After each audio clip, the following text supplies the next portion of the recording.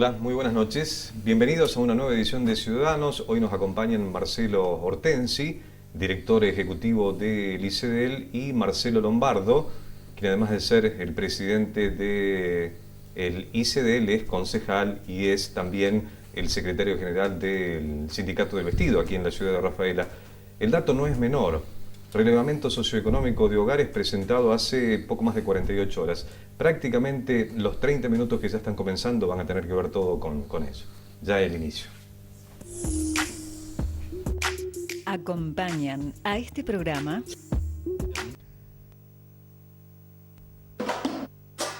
Después de todo, tu parte es fácil. Separa los residuos. Estés donde estés. Más información en www.rafaela.gov.ar. Programa Rafaela Más Sustentable. Intendencia Municipal. Ciudad de Rafaela.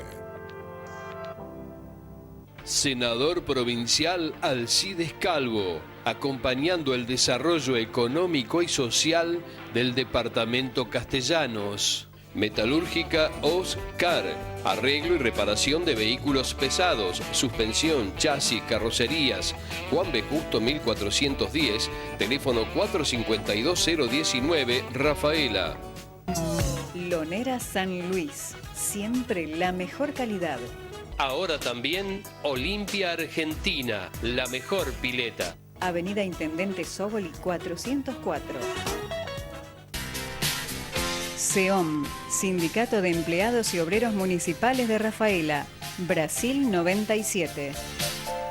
Si pensás en tu auto, pensá en Barberis. Controla tren delantero, neumáticos, amortiguadores, alineación y balanceo. Barberis, seriedad, responsabilidad y rapidez. Todo en madera, bastidores, machimbres, tirantería, flejes, tablones, fenólico. Arno Maderas, conscripto Subrigen 313, teléfono 578-336. Librería y papelería La Oficina. Los mejores precios. Vení y sorprendete. Colón 114. 50 años en esta ciudad, dando siempre lo mejor como te mereces. Tomá Agua San Carlos. Lo mejor todos los días. Bien, con ambos invitados ya hemos estado, ¿no? Con Marcelo Lombardo, con Marcelo Hortensi.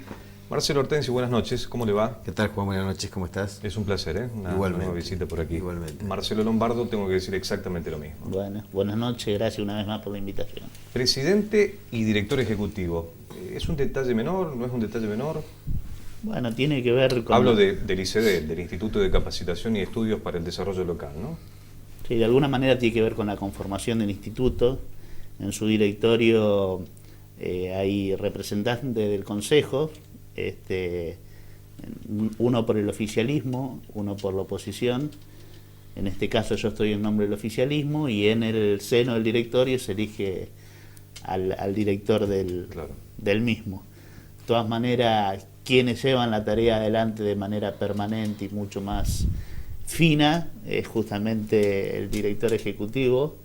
Quizás nosotros por ahí hacemos un seguimiento, control y también coordinamos y de alguna manera fijamos cuál es el rumbo también que uno quiere darle al instituto, ¿no? Está muy claro.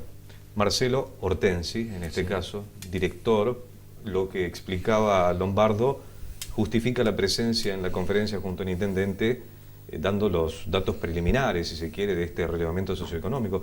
Me imagino que el hecho de llegar a esa circunstancia ya es una satisfacción por todo el trabajo previo, por todo el rigor metodológico, por la gente involucrada, ¿no?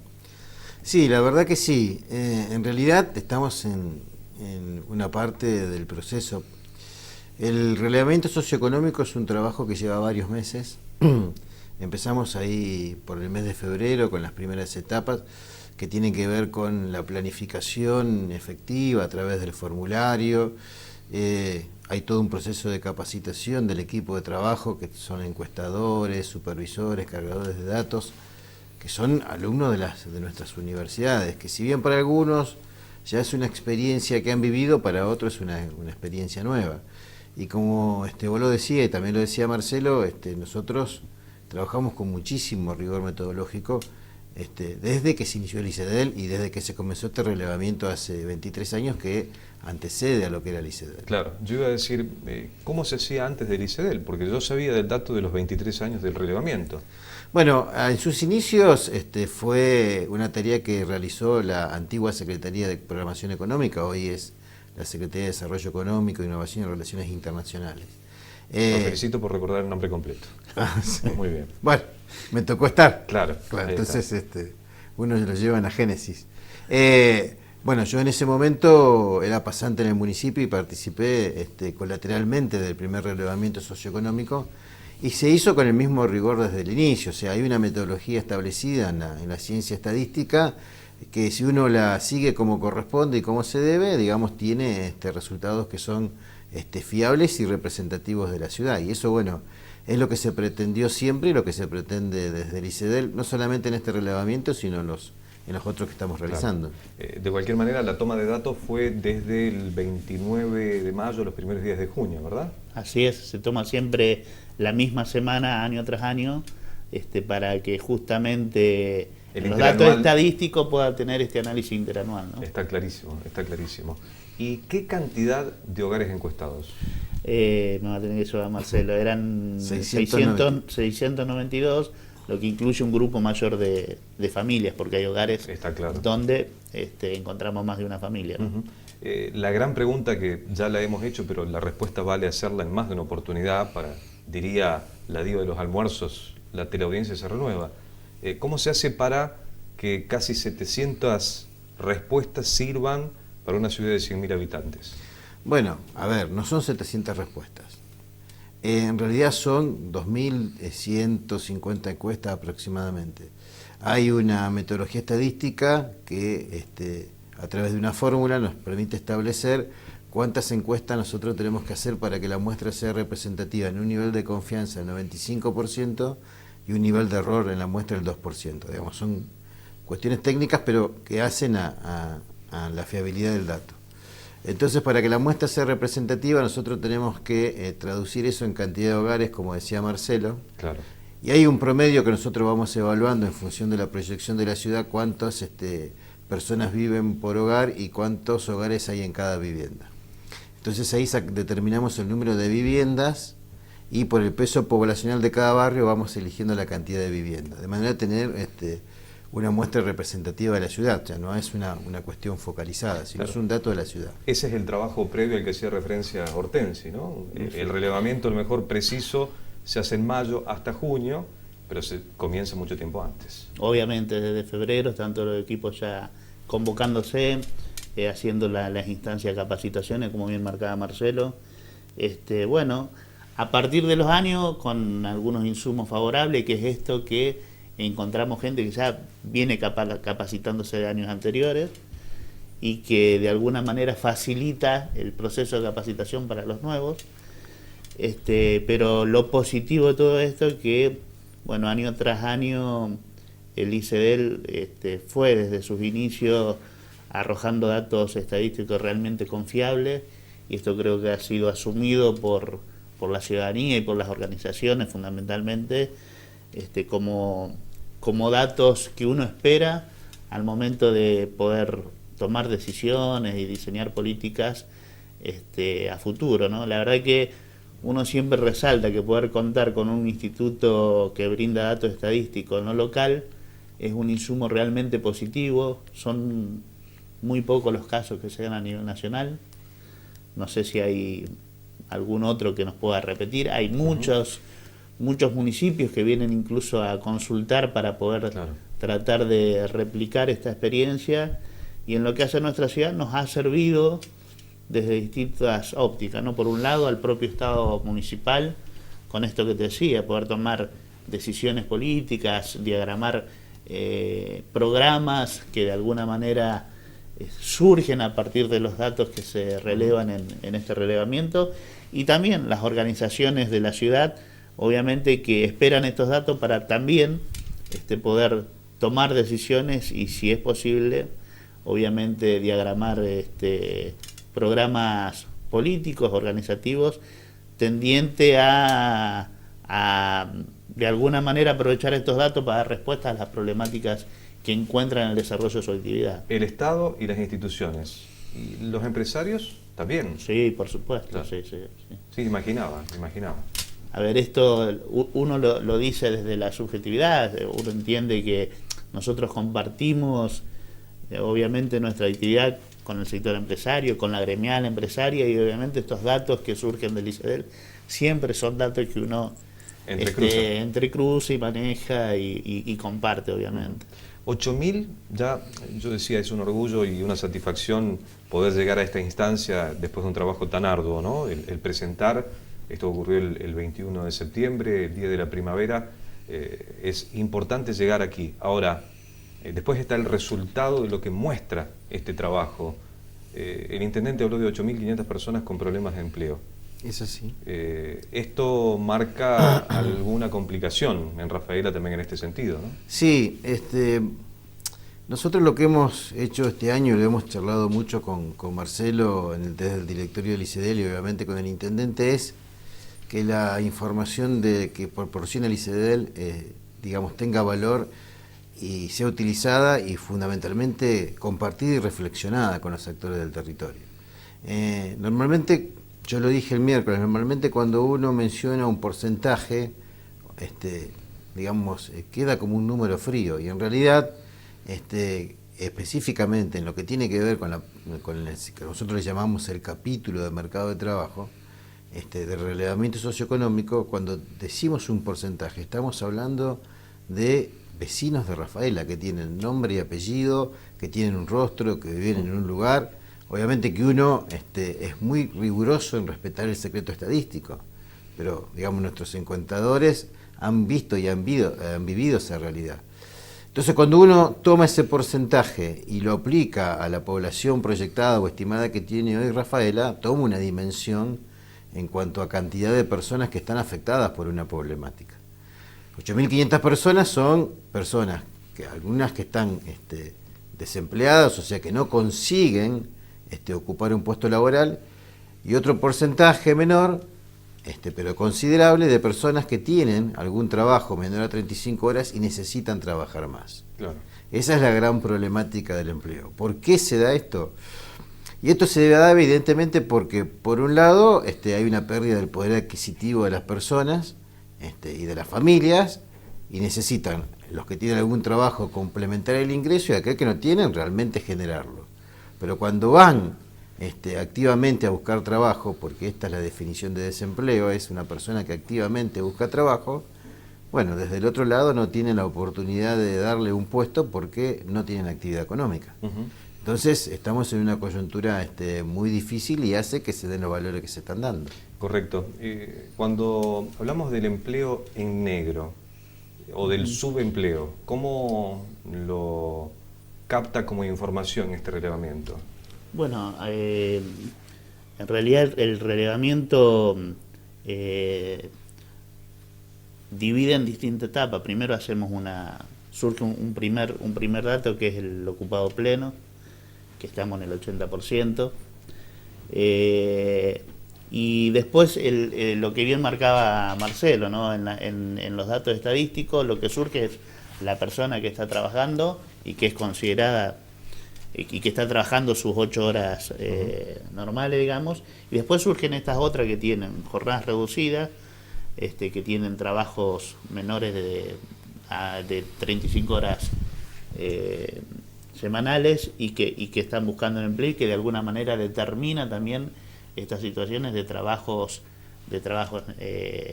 no registrados. Claro, vulgarmente llamados en negro. Vulgarmente llamados en negro.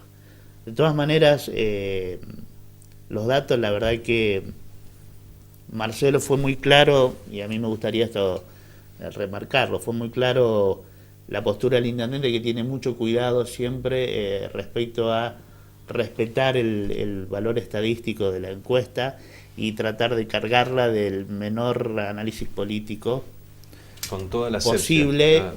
Me parece que Marcelo, en la presentación de su informe, fue muy claro, muy concreto, y dieron ejemplos de las problemáticas que se dan desde una mirada absolutamente técnica y objetiva, y yo no me puedo abstraer de mi formación, de mi postura política, del sector donde vengo, y no puedo dejar de advertir también que uno es influenciado por esa situación. Pero está muy Entonces, bueno, está muy bueno que así sea, porque es una mirada que todos tenemos miradas con algún tinte, y es una mirada que hoy yo iba a pretender tenerla además de Lombardo, ¿no?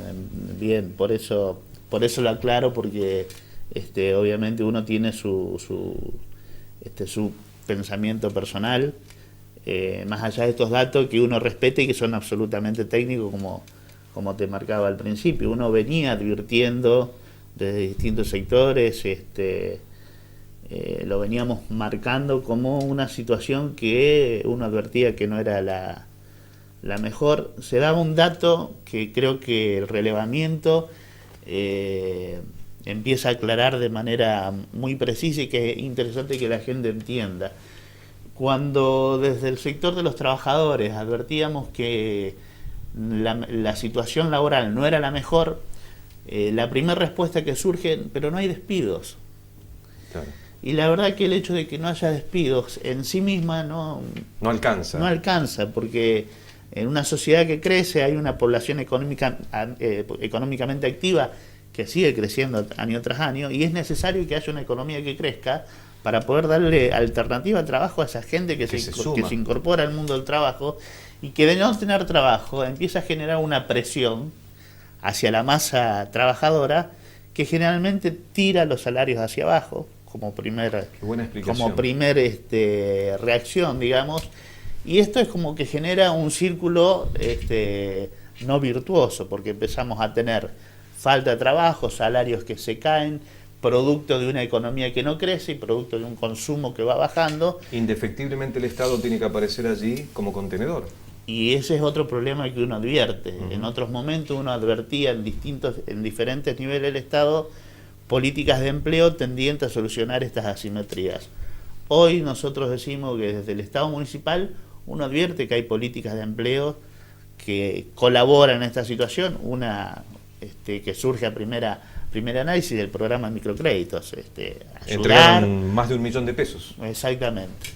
Pero no lo advertimos ni desde el Estado nacional ni desde el Estado provincial. Que deberían ser los verdaderos generadores, ¿no? Y es generalmente donde uno más se posiciona al momento de superar estas instancias. Recuerdo que durante el desarrollo del gobierno anterior los programas de empleo eran permanentes y estaban siempre orientados a tratar de dar una salida, una respuesta a aquellos sectores que, a pesar del crecimiento, tenían dificultad a la hora de acceder a un trabajo, porque del informe también salen claramente cuáles son esas dificultades habituales que surgen, pero también hay que trabajar sobre esas dificultades, y los programas de empleo habitualmente hacen hincapié en esas dificultades. Lombardo, le voy a dejar una pregunta cuya respuesta me va a dar en un ratito, porque usted hizo mención al pasado. Quiero preguntarle si no percibe que el pasado ha quedado todo teñido de fue un gobierno corrupto y no tuvo otra característica. Que fue un gobierno con muchos hechos de corrupción, yo no tengo dudas, pero ha llegado a tal hoy el análisis que pareciera que no existió ninguna idea, que no existió absolutamente nada, que no hubo un modelo de país, siquiera para contraponer al de hoy, ¿no? Pero me lo responden en un ratito. ¿Cómo no? ¿Sí? ¿Cómo no? 48% de la población está ocupada. Es así. Esto podría ser interpretado como que el 52% no está ocupada, pero dentro de ese 52% hay niños y ancianos. A ver, para hablar correctamente, la población desde el punto de vista económico se divide en población económicamente activa y económicamente inactiva. La población económicamente activa está compuesta por aquellas personas que están ejerciendo algún tipo de acción o presión en el mercado de trabajo. Entonces tenés las personas que están ocupadas, que es lo que conocemos como ocupados plenos, los subocupados, o sea que trabajan una X cantidad de horas sin llegar al 100% de las posibilidades, y entre ellos están los que se sienten bien con esa cantidad de horas, que no demandan más horas o otro empleo, y los que sí demandan, que es uno de los capítulos que nos interesa, y las personas desempleadas, porque activamente buscan trabajo. Después, la población económicamente inactiva es aquella que está compuesta por ama de casa, jubilados, estudiantes, niños, otras situaciones que no ejercen ninguna presión, digamos, por el mercado del trabajo. O sea, no tienen una actividad, están inactivas. Entonces, el 48% de nuestra población que sea económicamente activa es un porcentaje alto.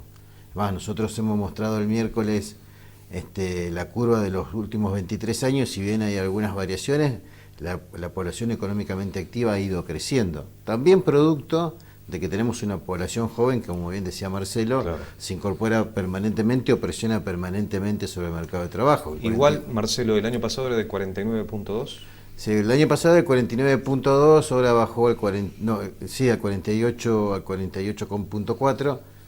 En realidad, ahí hay algunas cuestiones que tienen que ver con algún tipo de diferencia estadística en la muestra. No nos olvidemos que hay siempre un mínimo porcentaje de error. Y también puede ser por alguna situación que nosotros estamos tratando de evaluar que tenga que ver con algún componente más bien de alguna persona que hace mucho tiempo que de alguna manera busca empleo y no lo encuentra y se esté desalentando. Y ya no busca. Y ya no busca más. Y bueno, figura dentro de la población económicamente inactiva, pero puede estar encubriendo algún tipo de desempleo.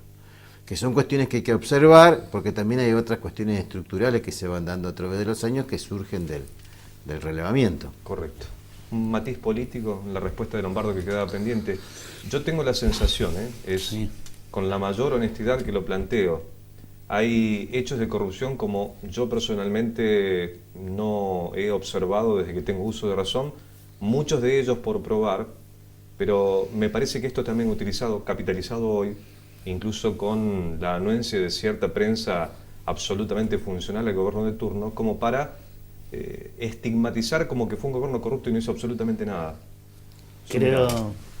Comparto tu mirada, creo que en realidad lo que está ocurriendo es eso, uno no puede dejar de reconocer errores del gobierno anterior, fundamentalmente a partir de los datos que más, digamos, impactan a partir de situaciones de corrupción y de los que también uno espera que se den los debidos procesos para poder determinarlo fielmente, digamos.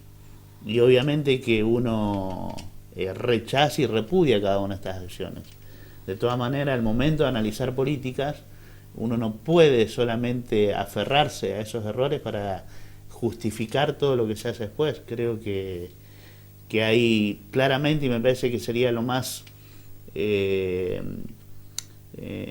honesto para la ciudadanía, marcar cuáles son los lineamientos políticos y las decisiones que cada uno de los gobiernos toman. Es decir, hubo un gobierno anterior que dijo y aseveró en todo momento que su política de Estado se basaba en proteger al trabajo para a partir de tener un mercado interno fuerte. Bueno, hoy vemos que las acciones políticas van en otra dirección, vuelven a tener al mercado como eje rector, y pueden estar aquellos que crean que es el camino correcto y otros que pensamos que no lo es. Pero me parece que lo más honesto es decir qué es lo que queremos, hacia dónde vamos, y decirlo claramente. Mientras las cosas no se digan claramente y cada una de las decisiones políticas que se tomen se justifiquen a partir del error del otro, me parece que no terminamos de madurar en un esquema democrático que a esta altura, después de los años transcurridos, deberíamos tener un ejercicio ya un poco más aceitado. Lamentablemente, creo que caemos siempre en esta trampa de tener procesos políticos que duran entre 10, 12, 15 años. Ciclos. Y volvemos a los ciclos anteriores y volvemos a retomar temas que parecían superados. Hace un año atrás parecía que hablar, por dar un ejemplo, parecía que hablar nuevamente de una flexibilización laboral era una cosa totalmente superada. Y hoy es un debate que empieza a estar de nuevo en carpeta. Es decir, cuando empezamos a ver problemas laborales, una de las primeras cuestiones que se empiezan a conversar es y tenemos un costo laboral muy alto y habrá que flexibilizar la cuestión laboral. Ahora, yo tengo la sensación que aun cuando esos ciclos los observo del mismo modo, hay una madurez de la sociedad que por lo menos hace que la situación se termine un poquito antes. Entiendo que esto de intentar convencernos o intentar hacerlo por lo menos de que todo lo que terminó el 10 de diciembre estaba teñido de corrupción, la gente lo tomó como válido, lo aceptó mientras fueron los primeros meses. Hoy ya advierte que esta es una jugada de prensa también para justificar el presente, ¿no? que evidentemente es complicado. Bueno, yo aprovecho, a partir de tu observación, aprovecho para dejar claro una expresión mía que no quiero que se malinterprete. Cuando digo falta una madurez democrática, quizás falta más en quienes ejercemos la política que en la ciudadanía en general. Porque es cierto lo que marcás, hoy la ciudadanía cada vez exige más y si bien le ha dado a este gobierno nacional un periodo, llamémosle de confianza para que pueda desarrollar su modelo de gobierno, bueno, esos periodos son cada vez más cortos y si no ven respuesta a corto plazo, más rápido empiezan a cambiar su manera de pensar. ¿No? Marcelo, si tendría que destacar algo del relevamiento, más allá de esto que ya mencionamos, una población joven, esto de la gente que está con necesidades de buscar trabajo, ¿qué dato destacaría? ¿Cuál es el que pone así con resaltador, Flugo? Un dato que reflexionamos mucho el miércoles es que el 50%, bueno, son dos en realidad, el 70% de los desocupados de Rafaela son mujeres. O sea, las mujeres se han volcado en esta instancia muy fuertemente a la búsqueda de empleo. ¿Y la franja de edad de 45 a 55? No, jóvenes. Jóvenes menores a 30 años. En realidad, el porcentaje más alto de desocupación está en el tramo de los jóvenes. Es un tramo muy fuerte. A ver, si tomás del porcentaje total de desocupados, el 21% son jóvenes. Está hablando de desocupados. Sí, total. O sea, que es una cifra bastante importante. Y tiene su cuestión lógica por la población joven. Y el otro dato fundamental tiene que ver con la necesidad de tener un título secundario completo como, digamos, requisito calificante. El 50%, el 52% de los desempleados, no, o sea, personas que no pueden acceder a un empleo no tienen secundario completo. Entonces, y esto lo venimos viendo durante varios años, en los últimos años. Y es un dato muy de nuestro mercado ese, del mercado rafaelino, ¿no? La necesidad de tener calificación en la mano de obra. Es un dato general, pero que se empieza a expresar fuertemente en el mercado rafaelino. Bueno, que son las dos cuestiones que reflexionábamos en la mesa cuando presentábamos esto, y bueno, junto con otras cuestiones que tienen que ver con que en realidad estamos hablando de un desempleo rafaelino. El 70% de los desempleados son oriundos de Rafael. Entonces, estamos hablando de un problema nuestro. Y creo que esto es lo que nosotros intentamos hacer el miércoles al reflexionarlo para compartirlo con los demás actores. Con los actores que tienen que ver con la actividad económica, que evidentemente ellos de alguna manera sufren, depende cómo sea la situación, o el trazo del lápiz o de la firma, una medida que puede favorecer la actividad económica, o por el contrario frenarla, digamos. Y si no tenemos actividad económica, no hay generación de puestos de trabajo, no hay oportunidades. Y por otro lado, también desde el mundo de trabajo para compartir esta realidad y con el sector educativo. Creo que la presentación del otro día fue también una toma de conciencia de, no es que Rafaela desde el ICD, que es un organismo reconocido, elabora información que la pone a disposición, sino, muchachos, tenemos un problema que es nuestro y tenemos que estar pensando entre todos cómo podemos ir atacando estas problemáticas. Bueno, Hortensi la última vez que vino dijo la situación va a empeorar. Le tiro la pregunta ahora a Lombardo.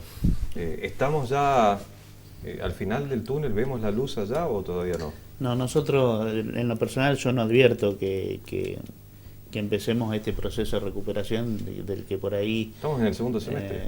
Sí, estamos en el segundo semestre. A ver, el gobierno, creo que el único indicador que le empieza a dar alguna respuesta es la caída de la inflación. Pero hay que ver bajo qué marco sea esa caída de inflación. Obviamente no hay consumo, salarios que sean depreciados.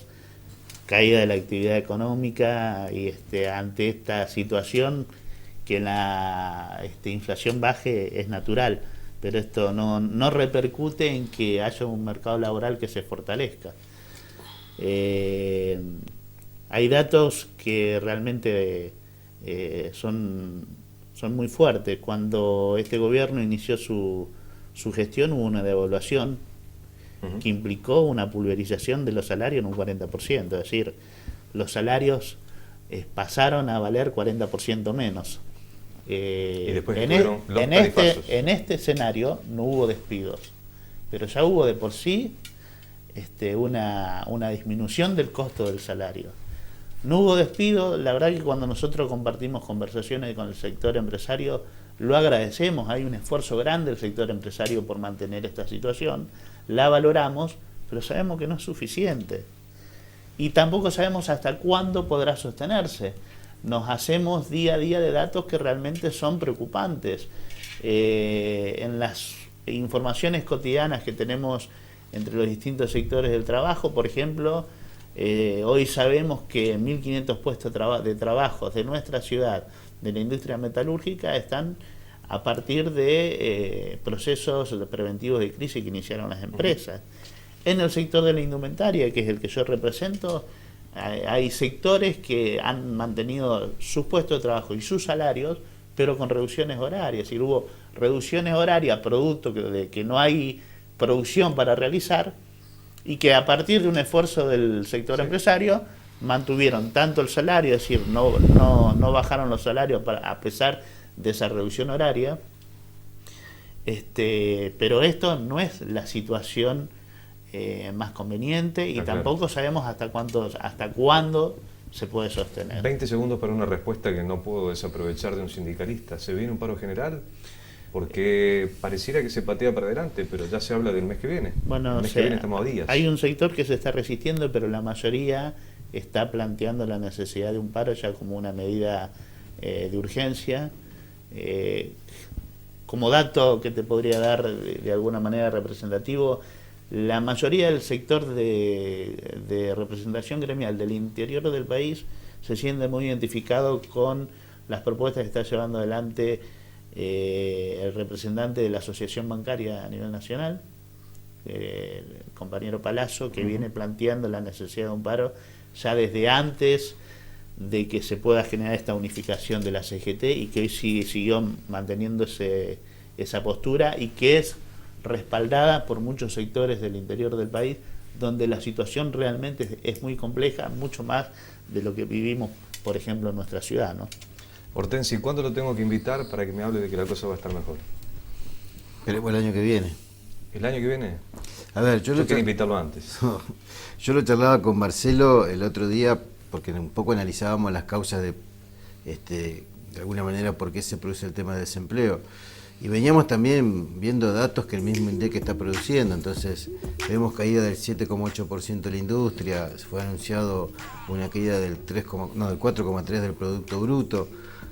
Entonces son situaciones donde uno tiene que esperar que volvamos a los niveles anteriores a esto. O sea, si nosotros empezamos a crecer, tenemos que crecer 4 puntos y más recién para poder hablar de crecimiento. O sea, porque estamos volviendo al punto cero. Entonces, si no hay un movimiento rápido de la rueda económica, vamos a estar muy complicados.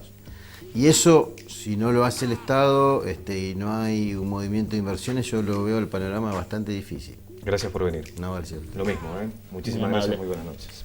Marcelo Lombardo, Marcelo Hortensi, el presidente y el director ejecutivo del Instituto de Capacitación y Estudios para el Desarrollo Local. El último miércoles fue presentado el relevamiento socioeconómico de hogares 2016, motivo para charlar de este presente bastante complejo y particular en la ciudad, pero en el marco de todo un país en esa situación. Acompañan a este programa Comuna de Ataliva, gestión Fabio Sánchez. Comuna de Bella Italia, gestión Héctor Perotti. Comuna de Aldao, gestión Hugo Michelini. Comuna de Gutquiza, gestión Nicolás Lungo. Comuna de Estación Crucella, gestión Raúl Cugino. Comuna de Humberto Primo, gestión Julio Córdoba. Comuna de Pilar, gestión Diego Vargas. Comuna de Zaguier, gestión Jorge Bozana. Comuna de Presidente Roca, gestión Emiliano Bocco. Comuna de San Antonio, gestión Alejandro Viaba. Comuna de San Vicente, gestión Gonzalo Aira. Comuna de Santa Clara de Zaguier, gestión Sebastián Rancaño. Comuna de Zenón Pereira, gestión Germán Eschalbater. El agradecimiento para Somos, pasándonos unos minutitos otra vez, gracias a los cables que nos permiten llegar a más de 40 localidades. Ciudadanos, Dios mediante, próximo viernes 22:30. Muchas gracias.